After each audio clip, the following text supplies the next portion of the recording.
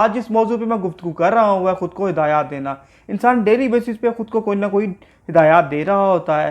ہدایات دینا کوئی بری بات نہیں ہے، لیکن بات یہ ہے کہ ہم ایسی کون سی خود کو ہدایات دیں جس سے ہماری زندگی میں بہتری آ سکے، زندگی میں امپرومنٹ آ سکے۔ ہدایات دو قسم کی ہوتی ہیں، ایک پازیٹیو ہوتی ہیں اور ایک نیگیٹو ہوتی ہیں۔ اگر ہم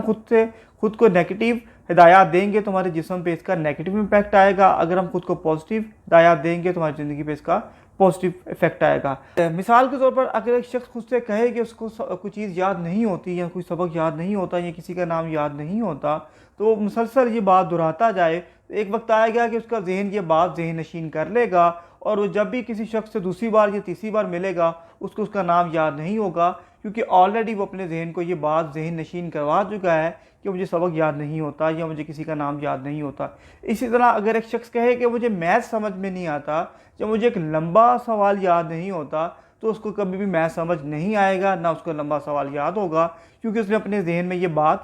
ذہن نشین کر چکا ہے کہ میں کچھ کام نہیں کر سکتا۔ اس کے برعکس اگر ایک شخص تھکا ہوا ہے اور وہ خود سے کہے کہ نہیں میرا جسم اب پرسکون ہو رہا ہے یا میرا جسم پرسکون ہو چکا ہے، اور یہ بار بار بات دہراتا جائے، تو اس کا جسم آہستہ آہستہ پرسکون ہوتا جائے گا اور اس کے جسم میں پازیٹیو وائبس پیدا ہو جائیں گی جو کہ اس کو آگے لے کے چلنا شروع ہو جائے گی۔ اس لیے جب بھی سوچیں ہمیشہ اچھا سوچیں اور پازیٹیو سوچنے کی کوشش کریں، اور اپنے آپ کو ہمیشہ پازیٹیو ہدایات دیں، جیسے میں یہ سبق اچھی طرح یاد کر سکتا ہوں، میں یہ بائک چلا سکتا ہوں، میں میتھ کا کام کر سکتا ہوں، میں ایک اچھا انسان بن سکتا ہوں، میں 5 وقت کی نماز ادا کروں گا۔